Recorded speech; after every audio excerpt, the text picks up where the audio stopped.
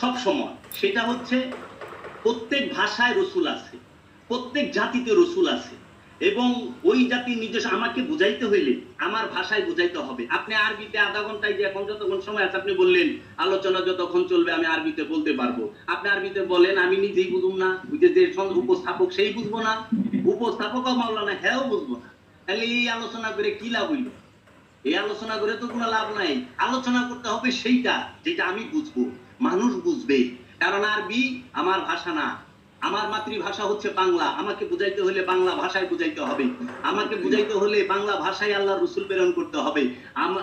ভারতের মানুষকে বুঝাইতে হইলে ভারতেও অনেক রকম ভাষা আছে, ওই ভাষায় বুঝাইতে হবে। পাকিস্তানিদের বুঝাইতে হলে উর্দু ভাষায় লাগবে, আফ্রিকানদের ভাষায় বুঝাইতে গেলে আফ্রিকানের ভাষা লাগবে, চাইনিজদের ভাষায় চাইনিজ লাগবে, মানে চাইনিজদের এখানে যাই আরবি কইলে কোনো লাভ হইব না। তো এই যেরকম আমাদের দেশে বিভিন্ন অনুষ্ঠানের মধ্যে দেখি বহির্বিশ্বের থেকে আয়া ইংরেজিতেও ভাষণ দেয়, আরবিতেও ভাষণ দেয়, তো পাশের সাঁতারে যে গেলাম কি বুঝলেন? কিছুই বুঝি নাই।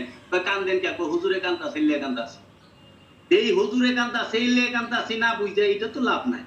আমাকে আমার ভাষায় বুঝাইতে হবে। এর জন্য আল্লাহ রাব্বুল আলামিন বলছে যে আমি প্রত্যেক জাতিতে প্রত্যেক ভাষায় আমার রসুল প্রেরণ করছি আমার নিদর্শন সমূহ বর্ণনা করার জন্য তাদের কাছে। আর আমি যে পর্যন্ত রসুল প্রেরণ না করি ওই পর্যন্ত আমি কাউকে শাস্তি দেব না, কেউ শাস্তির আওতায় আসবে না। কারণ আল্লাহ জুলুম করে না, আল্লাহ আগে সতর্ককারী পাঠায়। এর জন্য আল্লাহ রাব্বুল আলামিন বলছে যে আমার রসুল তোমাদের প্রত্যেককে তোমাদের ইমাম সহ ডাকা হবে।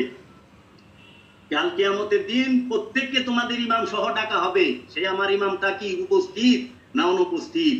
কারণ ইমামে তো সব দেখবো আমি কি করতেছি, আমি তার বাণী শুনছি কি শুনি নাই, আমি তার ডাক শুনছি কি শুনি নাই।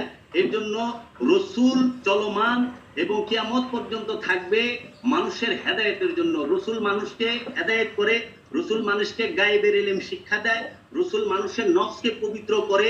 কিভাবে নফস পবিত্র হয় সেই নফসকে পবিত্র করার শিক্ষা দেয়। রসুল শিক্ষা দেয় কিভাবে সালাত করবে, রসুল শিক্ষা দেয় কিভাবে সিয়াম করবে, হজ করবে, কুরবানি করবে। এখন আপনি যে বললেন আলেমদেরকে ফলো করুন, মানে এক এক আলেম সাথে এক এক ভাবে সালাত আদায় করে, কোনটা করুন? একজনের নিয়ত বান্ধে এক হুজুরে এহেনে কয় এটা ঠিক না, এহেনে বান্ধ, মানে এহেনে বান্ধে কয় এটাও ঠিক না, এই না নাবির নিচে বান্ধ, আরেকজনের কয় দুধ তৈরি বান্ধনি লাগবো না, সিয়ারা বান্ধেই না। তাহলে এক ভিতরেই তো মিল নাই।